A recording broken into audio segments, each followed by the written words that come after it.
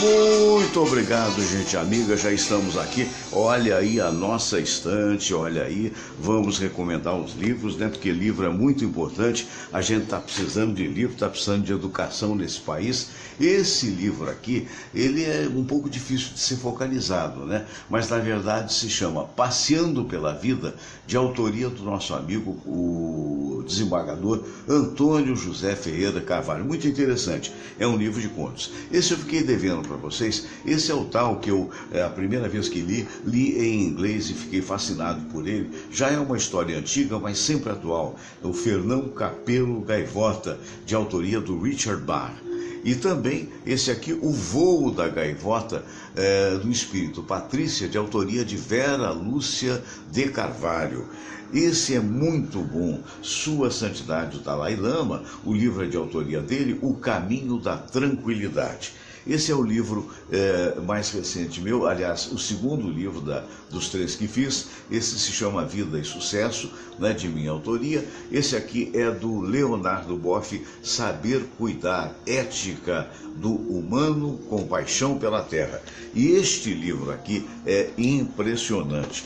Para aqueles que não acreditam em vida após a morte, para aqueles que não acreditam em reencarnação, eu recomendo esse livro, que é um best-seller nos Estados Unidos, independentemente de religiosidade. É de autoria do Bruce e da Andrea Lettinger, com Ken Gross, a seis mãos, e se chama A Volta, a incrível e real história da reencarnação de James Houston Jr. Olha, o garotinho, né? O garotinho que hoje já deve ser um rapaz dos seus 20 e poucos anos, né? Talvez 25 até, e aqui ele, na época em que foi piloto da Força Aérea Norte-Americana e que, na tentativa de contrapor aos aviões japoneses que atacavam Pearl Harbor, acabou falecendo. O curioso desse livro é que é uma história nascida no meio de uma família que não acreditava em reencarnação e que, através da pesquisa mesmo, através da tentativa do pai dele de provar que o menino tinha pesadelos, mas que na verdade eram apenas pesadelos, acabou convencido dessa história. Se chama A Volta e vale a pena ser lido. Muito bem, eu queria lembrar do Caçador. O Caçador é o melhor restaurante aqui da Tijuca. O Caçador, você pode participar pelo 965-828-828, que na terça-feira que vem estaremos divulgando mais 3 almoços. Perfeito? Muito bom. Isto colocado, isto posto, nós vamos aqui para o nosso cantinho, né? E eu quero agradecer mais uma vez a sua audiência, né? Alô, Anne Cássio Lopes, alô, Anderson Alves, alô, minha querida Vera Lúcia, irmã da Marion, né? Alô, Sildinei Peracini Amaral, bom dia, que a paz do Senhor esteja com todos nós, não é isso? João Batista Silva Rocha, muito bem. Eu tenho alguns assuntos para falar aqui hoje. Imaginem vocês, são certas coisas que eu não consigo entender. Foi feita uma pesquisa e diz que 80% das rodovias nacionais estão de péssimo a ruim, ou de ruim a péssimo, aí, ou regular, ou algumas poucas. As 20% que são consideradas ótimas, 18% estão no estado de São Paulo.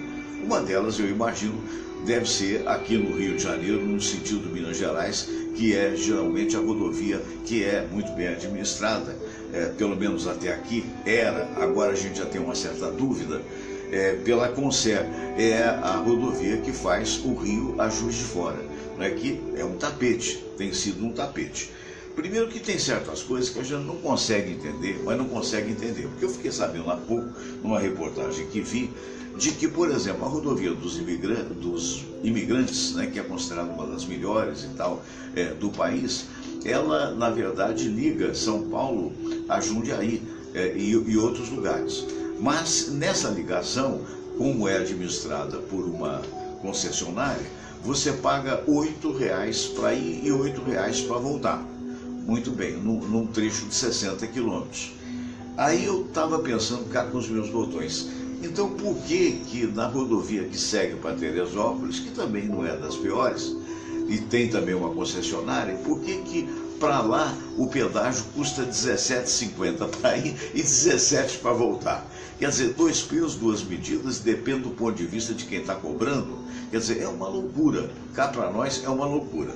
Agora, por que eu digo que eu coloco sob suspeição a administração da Concer com relação a Rio Petrópolis? Vocês sabem por quê? Porque aconteceu um fato ontem que é um negócio inimaginável. Todo mundo sabe, ou pelo menos quem passa por aqui sabe, que tem várias curvas para subir para Petrópolis e várias curvas de outra pista que desce para o Rio de Janeiro. Nós vamos falar dessa outra pista que desce o Rio de Janeiro. Existe ali a comunidade do contorno, ou seja, numa das curvas tem uma comunidade, né, de casas de alvenaria, inclusive tem uma casa, ou por outra, tinha uma casa muito bonita, de 2 andares, né, muito grande. A casa não era bonita, mas é uma casa simples, mas uma casa de 2 andares, e outras casinhas no entorno. Então, aconteceu um lance há 2 anos atrás, olha que tipo de largação, de esculhambação. Há 2 anos atrás, pretendiam fazer um túnel de 4 quilômetros de extensão para simplificar a descida. E esse túnel de 4 quilômetros de extensão passaria por baixo, como de uma certa forma passa, ainda que paralisado, por baixo dessa comunidade, por baixo também da estrada que desce para o Rio de Janeiro. Fizeram as explosões necessárias, né, a perfuração lá embaixo e tal, e abandonaram o túnel há 2 anos. Há 2 anos o túnel está parado, faltou verba, deve ser para pagar político, né, para pagar propina de político, para pagar essa cambada de safado que com raras exceções está em Brasília, né, e aí faltou verba. Então, nessa falta de verba, sabe o que aconteceu? Ontem, no andar de cima da casa estavam dormindo 2 pessoas, e esse andar foi curioso porque não foi atingido, porque ele se apoiava num outro platô. O andar de baixo ruiu, e vocês sabem o que aconteceu? Aconteceu um buraco de 70 metros de fundura à beira da rodovia. Olha, eu fico rezando para o cara do barraco ter sido alertado, porque um dos barracos mais humildes, se ele acordasse, abrisse a porta, caía no abismo. E aí deu-se uma entrevista que até foi feita pela repórter Maria Valente da TV Globo, parabéns a ela, uma matéria excelente, parabéns ao Fachel, o pessoal de lá, né, que faz um trabalho muito bom, ao lado também das outras emissoras. E aí Relações Públicas da Concer disse, não, nós vamos estudar para ver o que houve. Gente, eu não sou engenheiro, mas o que houve? Quer dizer, fizeram a escavação, fizeram o túnel, sabe-se lá qual foi a extensão, largaram mão há 2 anos. Largaram mão. E a repórter perguntava, está sendo monitorado? Aí eu disse assim, não, a gente tem que apurar isso para ver, mas agora que vai apurar, e aí você que está saindo de Petrópolis tem que sair para o Itaipava, sabia? Porque está interditado, não tem condição de passar, inclusive na beira do asfalto começa um buraco de 70 metros de fundura. E outra, no asfalto tem uma rachadura, o que quer dizer que a pista também pode ceder. Então, claro, você que é motorista, ou você que mora em Petrópolis, que vai descer para o Rio de Janeiro, vai por Itaipava, não é? Vai por Itaipava, pega aquela estradinha e sai lá, faz aquele contorno todo, vai ter mais 20 minutos, ou mais, talvez, dependendo do trânsito. Quer dizer, é um negócio louco, né? É um negócio que você não imagina que pudesse acontecer, porque ninguém falou por aí. Aí eu fico um pouco preocupado, porque ali até perto daquela rádio que não paga, andaram furando uns negócios lá para fazer um túnel por baixo para passar água, desaguando aí esses piscinões que fizeram. E eu me lembro uma vez, eu estava tomando um café na padaria lá daquela rua lá de São Cristóvão, com o Jimmy Hall, levamos um susto, porque deu uma explosão no fundo, e tremeu tudo. E o pessoal lá de Petrópolis está dizendo que durante as explosões as casas tremiam. Então, evidentemente, tem que ser apurado. Aí vem o Relações Públicas dizer que a Concer está querendo, na verdade, primeiramente olhar as pessoas, olhar as famílias. Tomara que seja isso. Tomara que ele seja bem intencionado, porque não é a história que a gente sabe. Eu fico impressionado. Ontem foi o dia do radialista. Eu já vi tantas coisas boas acontecerem através do rádio, e eu queria dizer para vocês o seguinte: não nos comparem aos enormes salários do rádio. Não fique imaginando que todo cara que é comunicador e radialista ganha rios de dinheiro. Na maioria das vezes, para 80%, 90% desses grandes profissionais, é luta renhida, como se diz, é batalha. E não são tão grandes os salários. Para um ou outro, para alguns que já têm estrada, então a coisa vai sedimentando pela quantidade de tempo. Por que eu estou dizendo isso? Porque eu fico impressionado com a vocação dos nossos colegas radialistas, a tentativa que se tem, o amor que se tem pelo rádio, a tentativa que se tem de resolver os problemas. E eu incluo isso até o pessoal da televisão que hoje está imitando o rádio. Não é? Por quantas e quantas vezes, através do microfone, através não da minha força pessoal, mas da força de uma grande rádio, a gente conseguiu sensibilizar autoridades para conseguir que alguém, por exemplo, pudesse operar o coração. Me lembro disso num fato ocorrido lá em 92, porque hoje eu vi uma menina dizendo isso, que conseguiu um senhor que estava aí no hospital público, municipal, precisando de um marca-passo, e não havia nenhuma possibilidade e tal. A televisão bateu, aí a autoridade fica com medo de perder o posto e resolve o problema. Mas não deveria ser assim. Não deveria ser assim, porque a autoridade está lá instituída, ganhando muito mais do que nós ganhamos no rádio, na maioria dos trabalhadores, e teria que resolver aquilo que não resolve. Aí, diante da fala, seja de uma TV Globo, de uma Rádio Tupi, de uma Rádio Globo, de um SBT, da Record, não importa, o medo de perder o cargo, porque esses cargos públicos são cargos sazonais. Você está secretário, você não é secretário. Você está presidente disso ou daquilo, e nego faz um diabo para se manter no cargo, porque o cargo dá, digamos assim, aquele plus que o salário vagabundo que é dado à maioria dos funcionários públicos. Me perdoe o vagabundo, que eles mereciam muito mais, é que é baixo mesmo. Aí o cara consegue uma nomeação dessa, aí consegue um plus de 80%. Agora, se perder, cai de novo para 20%. Aí o cara resolve. Agora, por que não deveria ser assim? Porque toda vez que pressionado pela imprensa, e ainda bem que num país injusto como esse existe a imprensa para pressionar, toda vez que a imprensa pressiona, resolve-se o problema de um e não se soluciona o do outro. Porque deveria haver a chamada fila de regulação. Deveria haver aquele cidadão que está na fila e que, por estar na fila há mais tempo, merece botar, digamos assim, o marca-passo.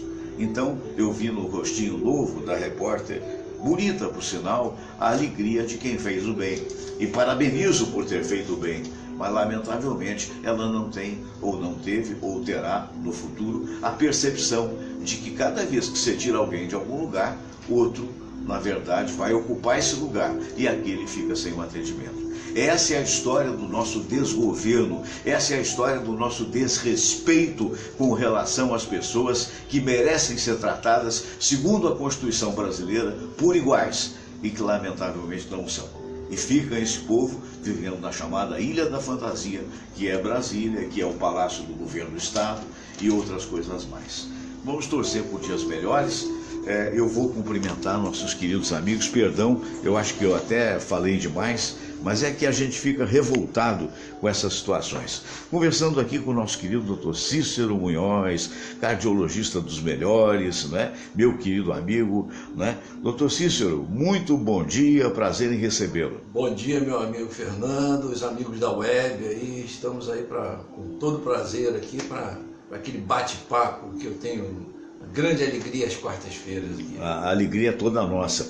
O nosso querido Lorimar Ferreira, jornalista dos mais conhecidos. Bom dia, Lori. Bom dia, Fernando. Bom dia a todos. Bom dia, doutor Cícero. É um prazer conhecê-lo pessoalmente. Entendeu? E hoje, principalmente hoje, que eu cheguei aqui meio prejudicado, entendeu? Então eu estou me sentindo bem mais seguro. Está bem, mas qualquer coisa já tem um cardiologista aqui. Tá certo. Eu quero mandar um abraço para o Alves Júnior, grande comunicador da minha querida Cruzeiro, lá em São Paulo, né? Alves, um abraço, uma honra você estar vendo a gente, tá bom? O Adilson Furdieri Tatu, alô Adilson, um abração para você, tantos amigos, Luiz Antônio Caselli, né? Tantos amigos queridos. Vamos agora para a oração. oração, né? Aquele momento de oração que você sabe que a gente tem aqui, e depois então a gente vai, digamos, deixa eu só ajeitar aqui a câmera, que o programa é feito assim na maior simplicidade, como você sabe, mas graças a Deus tem tido realmente uma coisa que nos deixa bastante felizes, uma procura bastante imensa. Eu particularmente gosto muito desse fundo musical, né? Mas de qualquer maneira agora está na hora da prece. Em se tratando da prece, a gente nesse momento entra, digamos assim, por assim dizer, em reflexão, pedindo a Deus que possa ajudar, clarear as nossas mentes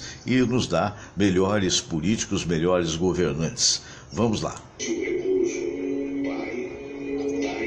Olha, desculpe, eu fiz uma bobagem aqui para ter essa peça inteira, porque na verdade o que aconteceu foi o seguinte: eu de repente eu estava na dúvida, porque hoje o Marco Antônio Duarte me falou à última hora que não podia vir, meu querido amigo Marco Antônio, mas que quarta-feira viria. Então, de qualquer maneira, eu coloquei aí na memória do computador, eu coloquei, digamos, uma prece que emendaria com um debate caso faltasse algum dos nossos debatedores, que graças a Deus nenhum deles faltou. Então vamos ter um debate inédito, vamos agora sim à oração. Vamos todos rezar a prece de Cáritas e depois a oração ecumênica que um dia Jesus nos ensinou. Deus nosso Pai, que sois todo poder e bondade, dai a força àqueles que passam pela provação. Dai a luz àquele que procura a verdade. Põe no coração do homem a compaixão e a caridade. Deus, dai ao viajor a estrela guia, ao aflito a consolação, ao doente o repouso. Pai, dai ao culpado o arrependimento, ao espírito a verdade, à criança o guia, ao órfão o pai. Senhor, que vossa bondade se estenda sobre tudo que criastes. Piedade, Senhor, para aqueles que não vos conhecem. Esperança para aqueles que sofrem. Que a vossa bondade permita aos Espíritos Consoladores derramarem por toda parte a paz, a esperança e a fé. Deus, um raio, uma faísca do vosso amor pode iluminar a terra. Deixai-nos beber nas fontes dessa bondade fecunda e infinita, e todas as lágrimas secarão, todas as dores se acalmarão. Um só coração, um só pensamento subirá até vós, como um grito de reconhecimento e de amor. Como Moisés sobre a montanha, nós vos esperamos com os braços abertos, ó bondade, ó beleza, ó perfeição. E queremos de alguma forma alcançar a vossa misericórdia. Deus, dai-nos a força de ajudar o progresso a fim de subirmos até vós. Dai-nos a caridade pura, dai-nos a fé e a razão, dai-nos a simplicidade que fará de nossas almas o espelho onde há de se refletir a vossa santa imagem.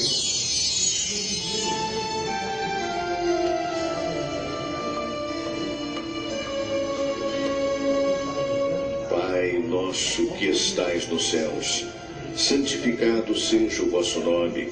Venha a nós o vosso reino. Seja feita a vossa vontade, assim na terra como no céu. O pão nosso de cada dia nos dai hoje. Perdoai, Senhor, as nossas ofensas, assim como nós perdoamos aqueles que nos ofenderam.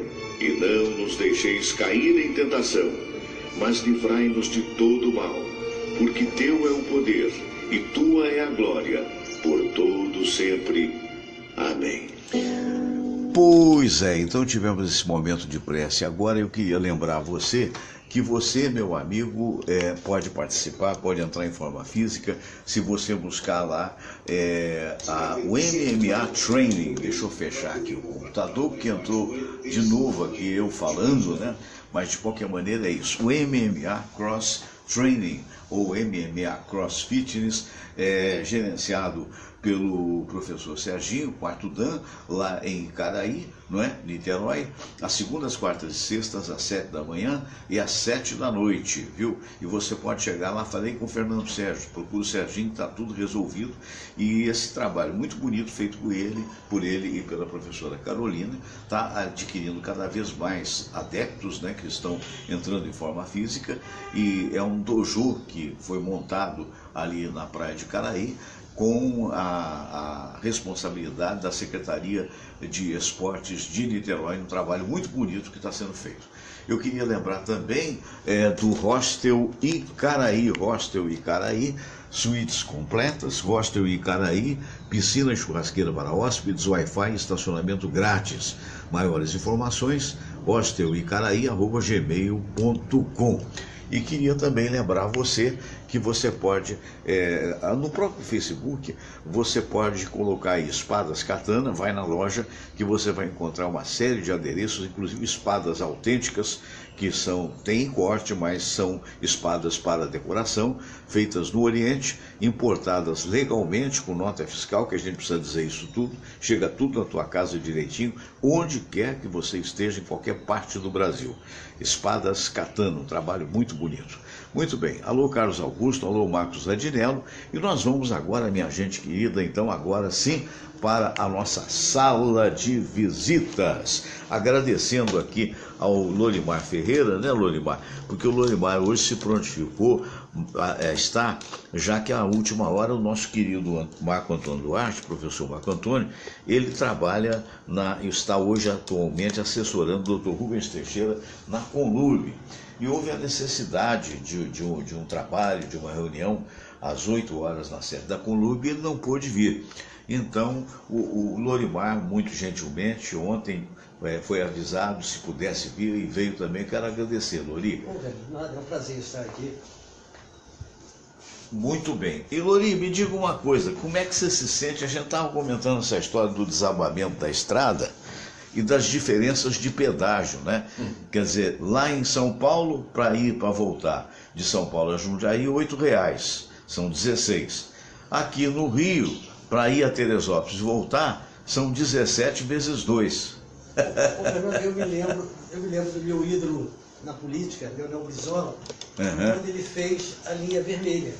Sei. E uma das exigências que o Brizola colocou para que o projeto fosse para frente é que não houvesse a cobrança de pedágio. Anos depois, prefeito César Maia, linha amarela, tudo bem. Pedágio. Qual a diferença? Será que não é no sentido da conservação, talvez? Porque realmente as estradas mais conservadas, isso é constatação de uma pesquisa que foi divulgada agora há pouco pela imprensa. As mais conservadas são aquelas administradas pelas chamadas concessionárias. Não, Fernando, mas no caso da linha amarela eu acho um absurdo. Ah, sim, linha amarela, sim.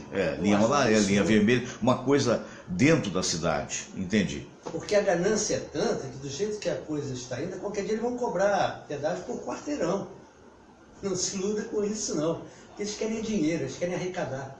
Então não querem saber o impacto que aquilo vai ter nos moradores dali, se a renda das pessoas dá para absorver aquilo. Porque tem situações que o cara, para sair de casa, tem que pagar pedágio. Pessoas que moram próximo ali. Pessoal, o que se denuncia, por exemplo, das chamadas milícias, né? Exatamente. Que pagam um pedágio que não é esclarecido, mas que a gente sabe que existe até ágio, né, em cima de gás e outras coisas mais em algumas comunidades. E eles não conseguem, é incrível como os órgãos de segurança não conseguem acabar com essa farra. E o morador de lá, da comunidade, ele fica refém. Se ele não comprar, ele não vai ter gás, ele está arriscado a ter uma represália violenta, que tem. Doutor Munhoz, uma vez na Rádio Tupi, eu recebi um casal que queria falar comigo. Eu estava até fazendo um programa na época do Haroldinho, que ele estava de licença. Um abraço para o Haroldinho. E aí aquele casal esperou para falar comigo, um senhor e uma senhora já de mais idade, mais de 60, 70 anos, pedindo, por favor, que a gente conseguisse algum tipo de intervenção no bairro deles, por conta do ágio que era cobrado pelo botijão de gás. Mas da mesma forma que pedia, por favor, o senhor não diz o meu nome no rádio, não. É uma triste realidade, né? É verdade. Fernando, as coisas no Brasil são muito, vamos falar cômicas para não falar trágicas, né? É isso que o Olimar falou sobre o pedágio. Qualquer país medianamente sério no mundo, você cobra pedágio, é fato. Mas quando você vai licenciar o seu carro, você paga uma taxa simbólica. Também. Nos Estados Unidos você paga, não é nem pelo modelo do carro, é pelo peso. Pelo peso. Que é muito justo. Que é lógico, O meu carro pesa 1 tonelada, ele estraga muito menos o piso que um carro que pesa 3, ou um caminhão que pesa 10 toneladas. Claro. Então, começa por aí. Na verdade, o nosso povo é muito legal, é muito elogiado, mas é muito, vamos dizer, é muito paciente, para não falar outras coisas. Muito dócil. Porque, na verdade, nós somos cobrados 2 vezes. O IPVA, ele foi concebido para isso. E nós não pagamos. O IPVA de um carro hoje popular custa R$ 1.000 e poucos. Será que é pouco? Será que fora o seguro, porque se não fosse, se fizer o seguro vai ser roubado. O que se faz com esse dinheiro? Aí monta-se um pedágio que não tem o mínimo critério, uma linha amarela de 13, 14 quilômetros, cobra R$14, que é 7 para ir, 7 para voltar. Que é mais do dobro da ponte Rio-Niterói, que tem 17 quilômetros. E dentro da cidade. Exatamente. E a ponte Rio-Niterói é 4,50. No perímetro urbano. Como é que se entende uma coisa dessa? Quer dizer, cada vez mais se criam taxas, se criam pedágios. Cadê a contrapartida? É o que nós estamos vendo aí. Uma estrada que de repente está sendo engolida. Quem fez? Quem é o responsável? Quem vai ser punido? Qual a satisfação que vão dar para o povo? Nenhuma, como sempre. As coisas vão sendo empurradas com a barriga, daqui um pouquinho se esquece a situação e fica o dito pelo não dito. E aí nós pagamos essa conta, como sempre. Esse é o problema. Recentemente, Lorimar, a gente, na época lá na emissora, a gente noticiou o sumiço daquelas vigas, né, da Rodrigues Alves. Né? Aí, passados 4 anos, entrou um noticiário meio cambeta por aí, porque na verdade não teve conclusão, dizendo, acharam umas vigas em tal lugar assado e vamos fazer exames para saber se eram as mesmas vigas. Eu, pobre, ignorante, mortal, fiquei pensando cá com meus botões, que tipo de exame que você faz numa viga de ferro da mesma tonelagem da outra? DNA. Quer dizer, vai bater, vai usar o estetoscópio do Dr. Munhoz para saber se o ferro está pulsando? Quer dizer, é um negócio louco. E também morreu, quer dizer, deu essa notícia, aí algum figurão, provavelmente desta emissora, que é altamente comprometida para dominar o país sempre que possível, né? É verdade. Então aí, olha, para com isso, porque sumiram as vigas de novo.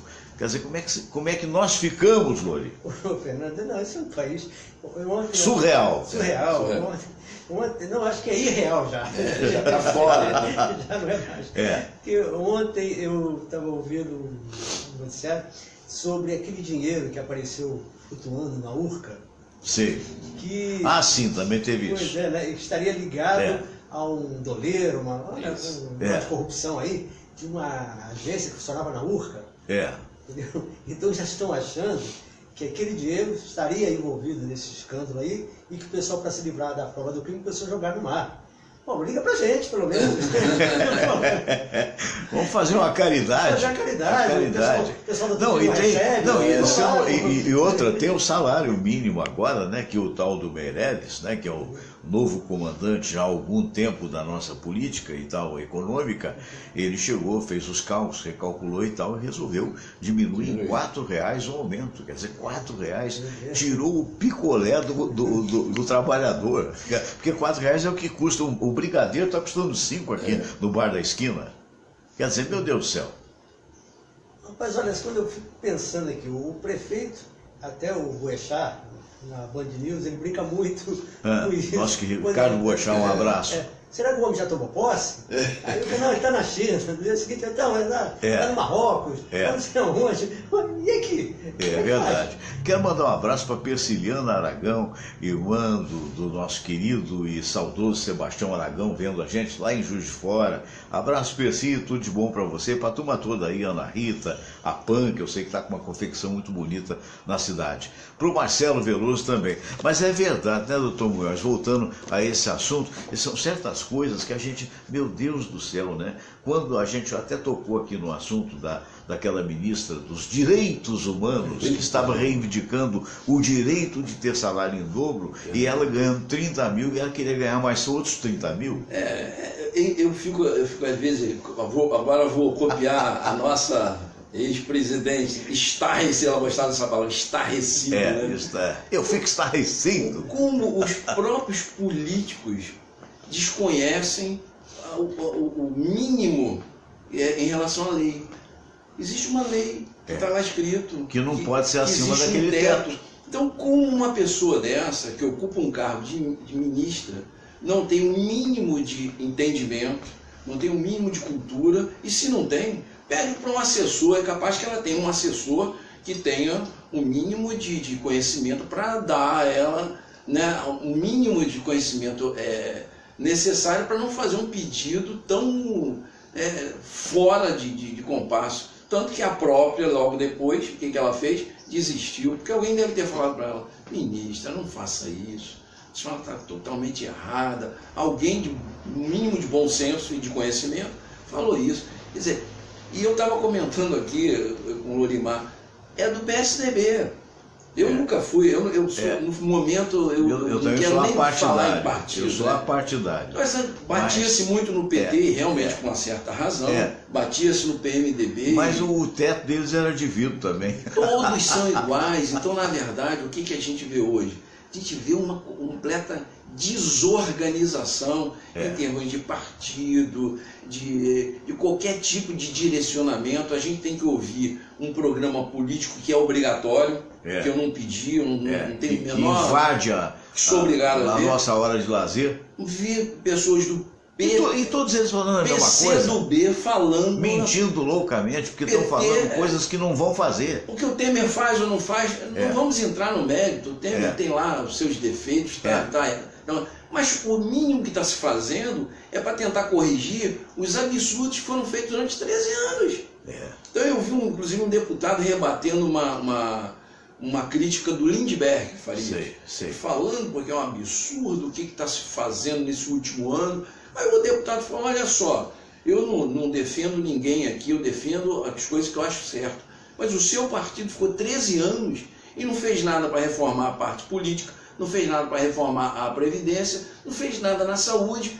Então agora, a gente não pode jogar a culpa em cima de uma pessoa pela incompetência de 13 anos de uma estrutura que foi o seu partido. Ele tem total razão. Nós não estamos defendendo o Temer, não, que também não está fazendo grande coisa. Não está. Mas como fazer?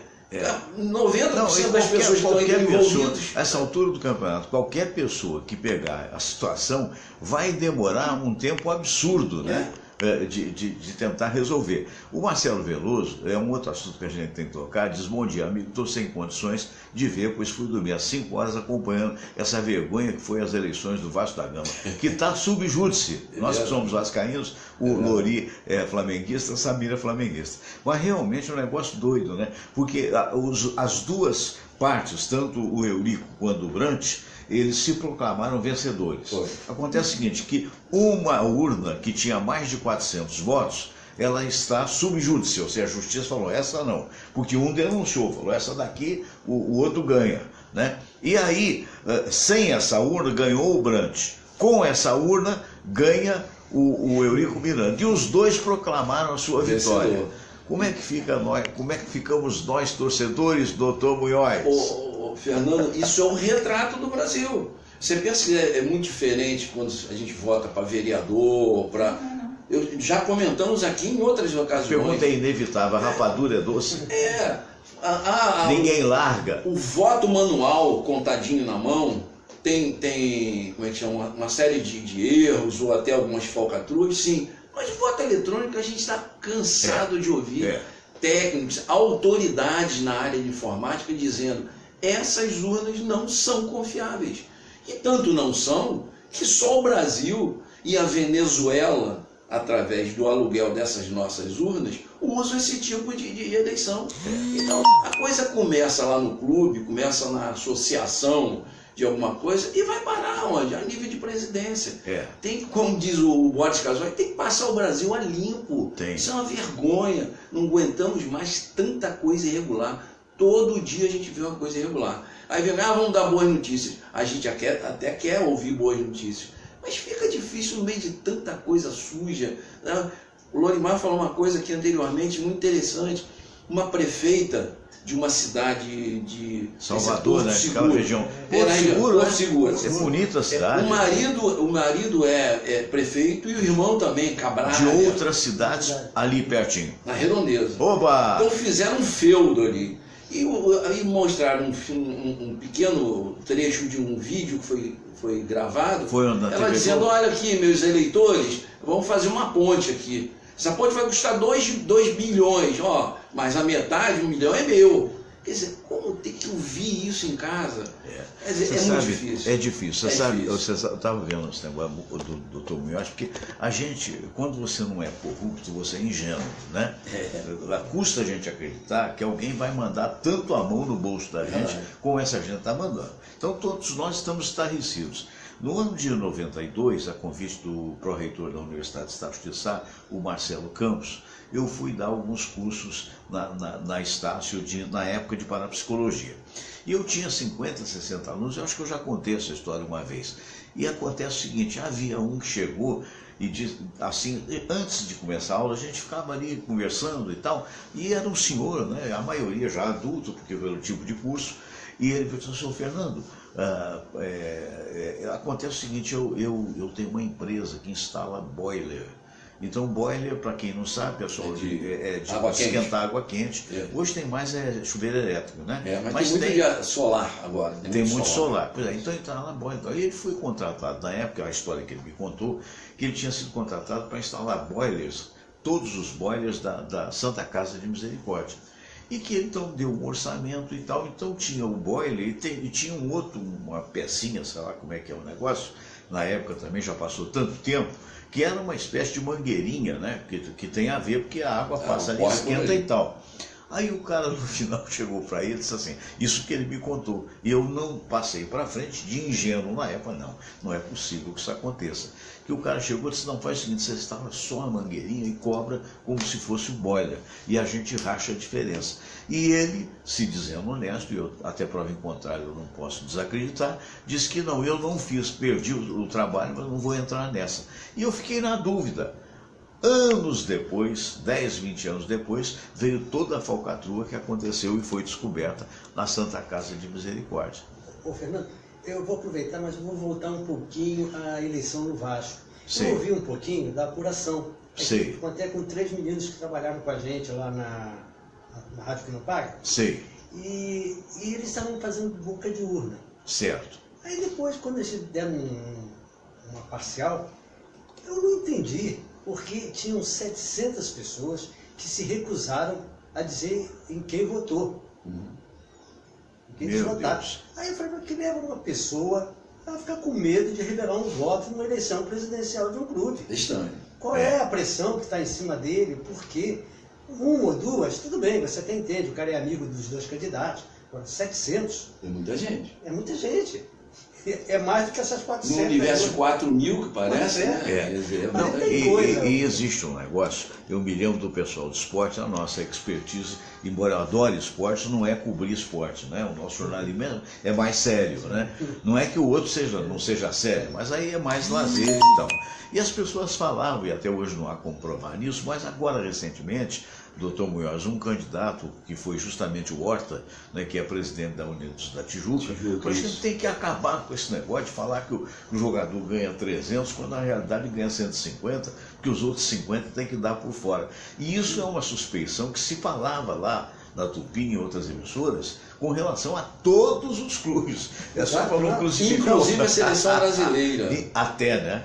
Até, eu não sei se o pessoal vai lembrar, uma coisa que é O cara recebe e dá os 150 por baixo e embolsa os outros. Foi e paga o imposto de 300. E parece que foi um dos motivos que levaram a tirar o técnico. Na época era o Vanderlei Luxemburgo, eu lembro dessa história. Não sei se isso foi confirmado. Eu vou comentar uma coisa que foi na imprensa, se foi confirmado ou não.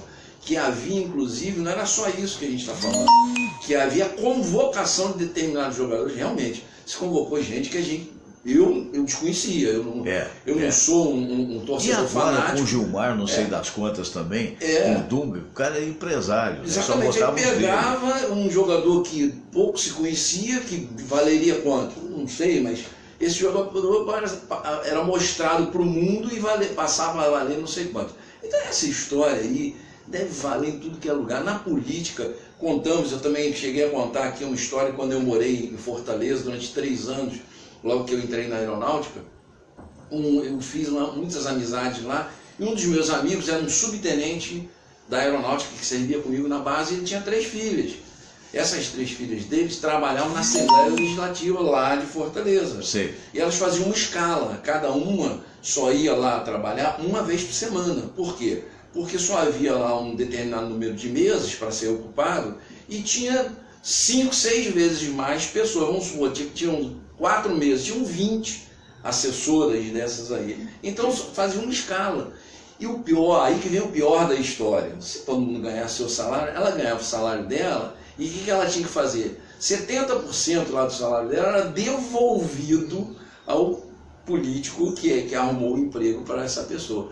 Então, essa coisa... E a alegação é o seguinte, não, devolve parte que é para reeleição, para Exatamente. manter a sua mordomia. Para o partido, quer dizer, acham... É uma vergonha, né? Eles acham de justificativa para tudo que de errado que se faz hoje no país. Do esporte, do lazer, até a coisa mais séria do mundo. Eu quero mandar um grande abraço para o nosso querido Oscar Berro, porque ontem nasceu a Maia, a netinha querida, naquela família só de homens, nasceu a Maia, lindinha por sinal. Ontem nós almoçamos, eu, Oscar Berro, também o Cirilo Reis da Rádio Nacional.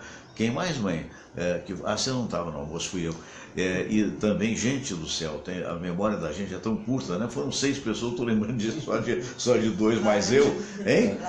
O William Laranja, doutor William Laranja, nosso querido amigo também, hein? Isaías, professor Parabéns, Isaías Nascimento. Família de homens nasceu uma mulher. Na minha família de mulheres nasceu meu neto. Opa! Fez 7 meses ontem, parabéns. né? 7 meses ontem. Qual o nome dele? É o Davi. É o Davi, fez que 7 maravilha. meses ontem. É um homenzinho que da maravilha, família. que parabéns. Mas olha, eu quero mandar um abraço para Camila Almeida Carro. Bom dia para você, Camila. Para Carmita, perdão, não é Camila, não, é Carmita, não é? Um abraço grande, um abraço para o Eros Mário Cordeiro, que é um dos grandes produtores de shows e empresário de artistas. O Eros, durante muitos anos, excursionou o Brasil inteiro com Maria Bethânia, com o Caetano, e almoçou conosco ontem, olha só. Quase que eu não me lembro, você não manda um alô, eu almocei com você também. É verdade. Mas o meu querido Lorimar Ferreira, né? Essa coisa toda, o brasileiro tem que ter, digamos assim, a gente tinha que ter um colete à prova de, não é a prova de balas, né? A prova de político, né? Porque, meu Deus do céu, eu estava aproveitando o Tom Gross falando, o cinismo dessas pessoas, porque agora então vem aí para usar, você falou do César Maia, para usar pelo menos um termo que ele usava que tinha uma certa razão, é o tal do factoide, né? Agora não é mais PP, sei lá, patriotas, né? Aí o outro, não sou mais aquilo, virei Podemos, mas os políticos são os mesmos. Não, esse ufanismo, né, da corrupção, o negócio... E todos eles vão acabar com a corrupção, vão dar condição social. Agora, quando eu penso que ano que vem eu vou ter que votar... Isso é que é triste. Sabe, olha para quem? Não, e tem que fazer a tal da biometria, que eu também não fiz ainda. Tem isso também. Você telefona para lá e o telefone que eles dão não atende. Não atende. Eu já tentei também. Rapaz, é um complicador. Sinceramente, eu quero ser otimista, quero ter um pouquinho de Eu otimismo. acho que eu vou pagar R$3. Pela primeira vez eu vou, a não ser que haja algum candidato excepcional, pela primeira vez eu vou atravessar a Bahia, vou a Niterói, pago R$3 e chego. Ontem eu ouvi um programa e eles estavam comentando o seguinte, possíveis candidatos, articulações que estariam sendo feitas. E seria uma das chapas seria Joaquim Barbosa e o Luciano Huck. Meu Deus do céu. Mas Sagrada Família, como se diz lá em Minas. O Joaquim Barbosa Valei-me Deus. está meio reticente.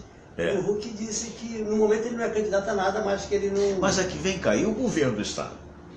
O governo, hoje apareceu uma cena aí, exatamente.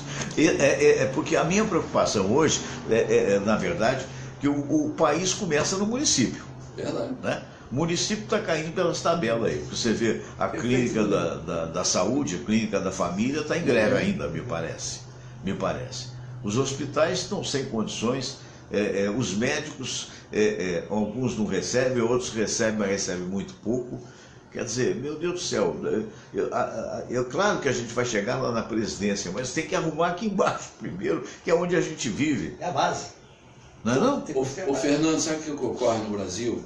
Eu acho assim, política, tudo bem, é necessária, mas não pode virar cabide de emprego. Claro que não. Eu acho que 80% que hoje está na mão do governo tem que privatizar. Aí vem esses falsos moralistas, PCdoB, PPS... Populistas, entre aspas. O socialismo e o comunismo é muito bom para eles. Porque a gente vai nesses países comunistas e a gente vê que tem uma pequena casta de milionários e o resto do povo tem que comprar a mesma calça igual. Inclusive as grandes empresas estão se mudando para a China porque os salários são miseráveis. Exatamente. Então, essa história, isso é balela. Até fico me perguntando como é que tantas pessoas inteligentes, cultas, se dizem, né, comunistas.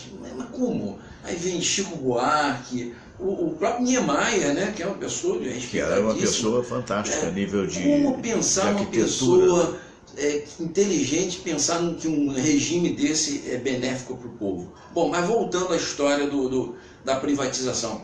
Eu acho que tudo tem que ser privatizado agora, de uma forma correta. Do jeito que o governo faz, não dá certo. Por que as estradas hoje estão com esse problema, apesar de privatizado? Porque aí vem a desonestidade. Vem a história de que, eu vou privatizar para a sua empresa, mas você já sabe que X% tem que entrar como propina. Isso que nós estamos vendo aí daquele Filhos da Pátria. Começou desde aquela época. Começou lá atrás e é assim que funciona no Brasil. Se você faz uma privatização e honesta, correta, ela vai dar certo. Eu falo isso para você com conhecimento de causa, eu tive essa experiência. Eu era sócio de uma empresa que fazia cateterismo. Sei. Eu não vou citar o nome de hospital nem de pessoas, até porque não interessa, eu vou citar o fato. O fato. Nós conseguimos uma privatização dentro de um hospital público que estava completamente destroçado. Sei. Que fazia cardiologia como ponto forte do hospital. Nós bancamos toda a reforma da emergência, montamos um aparelho e trabalhamos honestamente, corretamente. Marcação de exame de cateterismo demorava no mínimo 4 a 5 meses. Nós instalamos o serviço. Com 3 meses nós conseguimos acabar com a fila, se marcava no máximo com 1 semana. Ótimo, isso aí tinha que existir até hoje, sim. Exatamente porque funcionava assim, com 2 anos interromperam unilateralmente o nosso contrato. Porque o interesse era exatamente postergar. Exatamente. Então, como a gente trabalhava corretamente, tudo direitinho, porque a nossa empresa era responsável por pagar os funcionários, pagar tudo, e um percentual do faturamento, como qualquer lugar terceirizado, era destinado ao hospital. Isso era feito rigorosamente, sem nenhum tipo de distúrbio. Durante quanto tempo? Durante 2 anos. A partir do ali está dando certo demais. 4. Está dando certo demais. Na metade, unilateralmente, autoridades foram lá e interromperam o contrato, porque não interessava. Então, se todas as privatizações fossem honestas, corretas, funcionaria. Isso é uma prova que funcionaria. Mas não há interesse. Do órgão e a maior prova que dá dinheiro, né, a coisa do hospital, é que os hospitais particulares, notadamente das grandes redes, estão com as suas crenças absolutamente luxuosas. Sim, né? dá dinheiro, claro. Você sabe. Agora, por que o público não? Por que o público tem máquina em tudo quanto é lugar, pelos corredores, essa coisa toda? E apesar do trabalho importante de médicos e enfermeiros, que fazem das tripas o coração.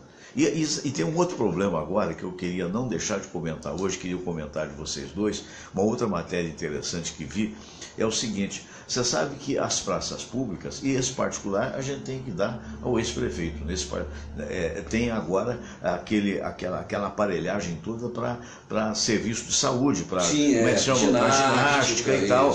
E tinha vários instrutores, porque tem que ter instrutor. Se você vai fazer ginástica com o pessoal de terceira idade, é um médico, ou é um instrutor, ou é o professor de educação física que tem que orientar. Sem dúvida. Então, só que de repente pararam de pagar as empresas que administravam terceirizadas. Quer dizer, essa é a maneira de cuidar do povo. Fernando, pararam de pagar. Eu não estou defendendo parar de pagar, não. E aí o pessoal está sem professor. Mas você sabe por que pararam de pagar também? Porque essas chamadas OS. Já deve ter organizações sociais. Que na verdade foram um grupo de pessoas que, vamos dizer, associado aos maus políticos, a gente pode dizer que 100% é ruim, mas aos maus políticos, às pessoas aproveitadoras, criaram uma verdadeira fortuna. Há poucos dias, uma dessas OS, os donos dessas OS, estavam com mais de 30 automóveis. É verdade, foram até resgatados, né, por parte da Polícia Federal. Um Maserati, deles tem um Aras, e um deles ligando para o responsável do hospital dizendo: olha, fulano, você prepara aí 50 Quer dizer, aí não é só o poder público, é a safadeza. Vem de fora. E devia dividir também com alguém. Então, né? Me prepara 50 seringas, 30 rolos de esparadrapo, sabe para quê? Para os cavalos dele. Então, eu fico me perguntando, o problema é só do governo? Não é só do governo, é do governo e de uma série de instituições que, junto com o governo, assaltam a população. Movimentam a corrupção. Né? A corrupção começa no município e aí vai para o Estado e vai, infelizmente, para a federação. O Lorimar, nós que somos moradores aqui da Tijuca, o pessoal aí de fora, que é fora do Rio de Janeiro, que não conhece o Rio de Janeiro, vamos dizer o seguinte: a Tijuca é um bairro, eu diria, essencialmente familiar, até, e mais do que isso, é um dos bairros tidos, né, como o bairro nobre da Zona Norte. Né? Não chega a ser uma Ipanema Leblon, porque não tem praia, mas é um bairro que de uma certa forma tem uma condição, apesar de que é cercado também pelos morros, eventualmente com comunidades e tal. Mas a Tijuca tem essa coisa. Então, a gente que é tijucano, a gente aprecia certas coisas aqui na Tijuca. Uma delas é a tradicional Praça Sans Penha. E a Praça Sans Penha tem um chafariz muito bonito, um lago e tal. Esse chafariz não funciona mais há tempos. O lago já não tem mais água há tempos. E aquilo virou um lixão. Quer dizer, eventualmente, agora eu quero até que o Dr. Rubens Teixeira, que vai estar aqui no dia 17, eu vou falar isso com ele, que é o novo presidente da Conlub, porque não basta só varrer. Né? Não vou dizer, exagerei, não chegou a ser um lixão, mas chegou a ser uma lixeira. Quer dizer, um absurdo. Como é que você tem um lago de mais ou menos uns 30, 40 metros de circunferência, se é que eu estou falando sério, e que sequer a água jorra? Não, está totalmente largado, Fernando. Isso não é de hoje, não. Não é de hoje, não. Aliás, a bem da verdade, não é sequer desse governo. Não. Essa coisa já vem, inclusive com aquela epidemia de mosquitos, né? Aquele lago estava lá abandonado. Que não botavam cloro. Pois é. Então, sabe, é uma pena, porque a Praça Sans Penha, ela realmente entrou num processo de decadência. E é o que está acontecendo agora para 28 de setembro, lá em Vila Isabel. A mesma coisa, se você passa por aí, você vê com tristeza o que está acontecendo em Não, e Munhoz, se você, não sei há quanto tempo que você passa aqui na praça, se você sobe ali pela General Roca, né, no sentido até do Morro do Salgueiro, que começa a ter uma entrada por ali, mas não é lá, que é muito longe da praça, por sinal. Se você pega na rua paralela, que eu não sei o nome, você vai ver um córrego que corre ali, que é cocô puro. Que é esgoto ao céu aberto numa das tidas e havidas regiões mais nobres do Rio de Janeiro, doutor Munhoz. É saneamento básico. Fernando, não se cuida de nada mesmo. A Quinta da Boa Vista é uma vergonha o que tem aqui, como aquilo está. O Museu Nacional, que até essa semana, porque foi a assinatura daquele documento pela Leopoldina, na época da independência do Brasil, aí veio à tona o problema da moradia dela, que era... O Museu Nacional está destruído por fora, precisando de reparos. Sim, ali na Quinta, né? Na Quinta da Boa Vista, é isso mesmo. Então, eu tive um professor... É um absurdo, foi a residência do imperador. Que dizia o seguinte: o país que não cuida do seu passado não tem futuro. Verdade. Ele falava sempre isso para mim, e era verdade. Você vai a qualquer lugar, vai à França, vê como é que eles cuidam dos museus, dos lugares públicos, dos chafarizes públicos, vai ver como é que eles cuidam. Eu vou... É vergonhoso o que a gente tem hoje aqui de maus tratos mesmo. Há pouco tempo quebraram novamente o quê? O óculos. Né? A única coisa que esses políticos fazem, há exceções, claro, espero que haja exceções, eu não sou político, não convivo com eles. Então eu imagino que haja exceção. Conheci um ou outro que se diz sério.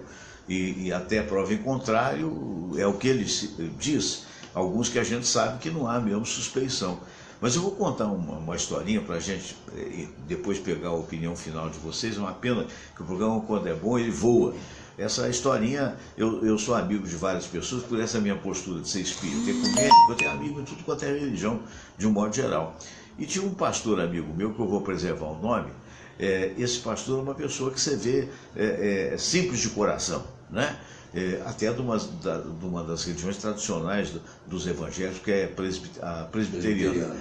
Não é você não, viu, Sandro Xavier? O Sandro está lá em Brasília, você, pelo contrário, você é um cara letrado e tal. O outro não é que não seja, mas é uma pessoa mais crédula.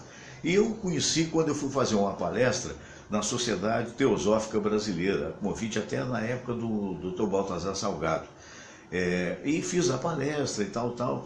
E ele chegou para mim um dia, telefonou: Fernando, eu gostaria que você fosse, que eu vou receber uma menção honrosa na Câmara Municipal do vereador X. Eu falei: eu vou, com muito prazer. Me recebeu muito bem, por que eu não iria, né?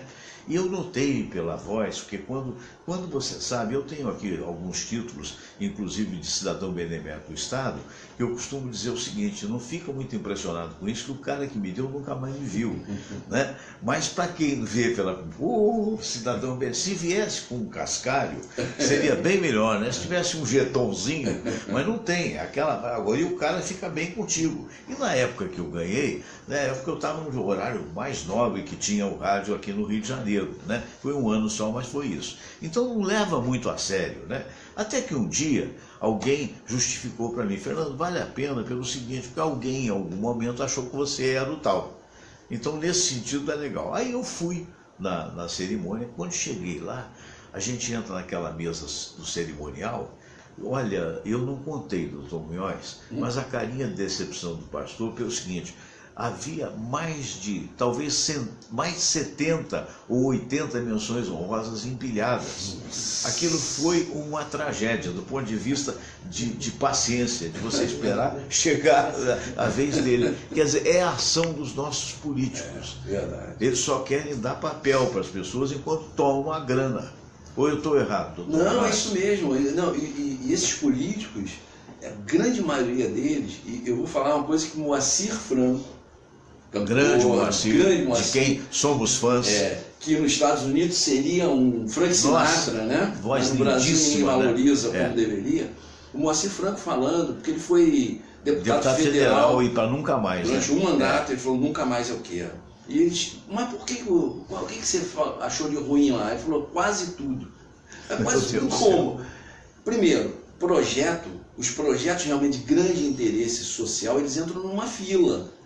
Só se o pessoal, se tiver uma série de pressões, é que esse projeto vai lá e vai ser votado. Então começa errado por aí. Aí ele falou: eu me mudei para Brasília. Ele se mudou para Brasília, morava lá para ter o tempo disponível, mas chegava na hora que ele tinha que realmente mostrar o trabalho dele, ele não tinha como. Porque então, ele é um no meio de 500 e tais. Aí um projeto desse de alcance social era preterido, porque uma bobagem dessa, mudar o nome da rua, dar um título de cidadão para fulano, ciclano, beltrano. Então esse jogo político nosso é que tinha que mudar, né? Vamos fazer coisas mais, vamos dizer, mais de interesse social, e que a gente sabe que não é feito. tanto a nível municipal, estadual e federal, é muito parecido. Político é muito parecido em todos os níveis, sem dúvida nenhuma. Infelizmente, né, Lori? Ô, Fernando, eu vou quebrar agora um pouco... Quebre, por favor. A seriedade. Vamos lá. Mas vou te dar uma boa notícia. Opa! Porque eu fiquei sabendo, nós estamos para receber o nosso dinheiro da rádio que não paga. Aquela rádio que não paga desde agosto do ano passado. Mas surgiu uma esperança. Surgiram rumores que na Quinta da Boa Vista está enterrada lá a cápsula do tempo. Que a rádio que não paga... Coincidentemente, foi só enterrar aquela cápsula e enterrou a rádio. Para abrir daqui a 50 anos.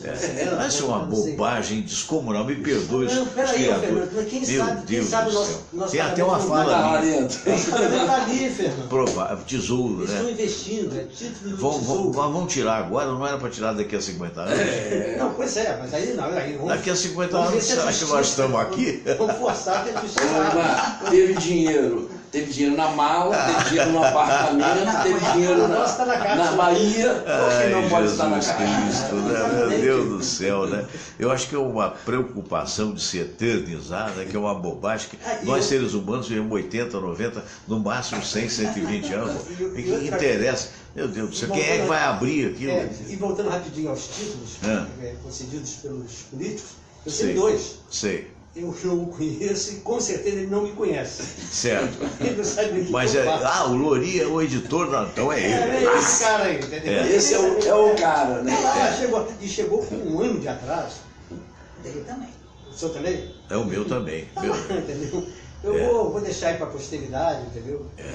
Como se consegue? Que loucura. Gente, eu quero agradecer a vocês. O Lorimar, muito obrigado mesmo por sua atenção, meu querido amigo Lorimar Ferreira, de tantos anos, batalhador da notícia, né? Um dos melhores redatores que eu tive a oportunidade de trabalhar. E, se Deus quiser, segunda-feira estaremos juntos. E o doutor Munhoz, doutor Cícero Munhoz, médico meu, de confiança, amigo querido, né? Com certeza. Que a gente fica muito feliz. Por favor, dê um abraço no Coelho Lima, que é seu vizinho. Isso, um grande amigo. Bom baiano, que há muito tempo eu não vejo. De vez em quando a gente está se vendo lá. Então tá ótimo. Daqui um pouquinho estaremos lá no Hospital Irajá. Por favor.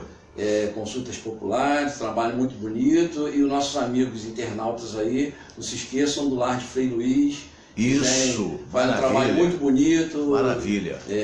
Uma coisa interessante, se vocês quiserem dar uma olhadinha. É um trabalho realmente para pessoas carentes, pessoas de idade, crianças, e faz um trabalho espiritual muito interessante. Muito bem. E aí, para terminar o programa do dia de hoje, eu vou contar uma piadinha muito sem graça, que eu já tive a oportunidade de contar aqui uma vez, e que mostra um pouquinho essa bagunça que às vezes o Brasil se torna, né? E que ela teria começado, não pode ser, com certeza não é verdade, ela teria começado com a chegada das caravelas à região de Porto Seguro, que eu visitei há algum tempo atrás, e tal, muito bonita e tal.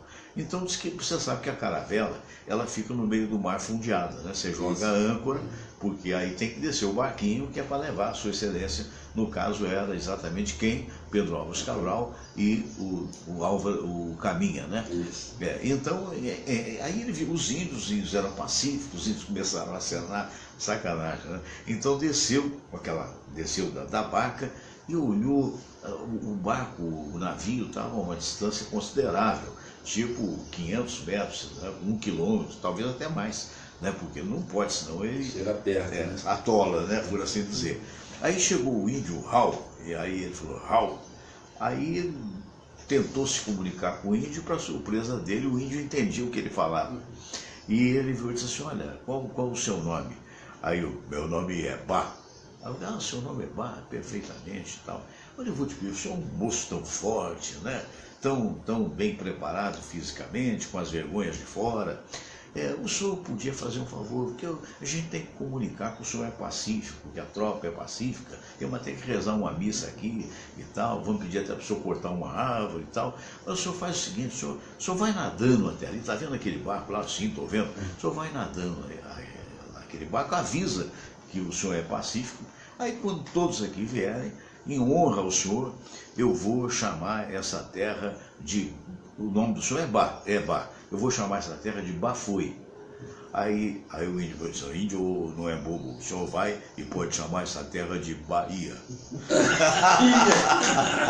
Um abraço a todos vocês, bom dia Rio, bom dia Brasil, bom dia mundo inteiro.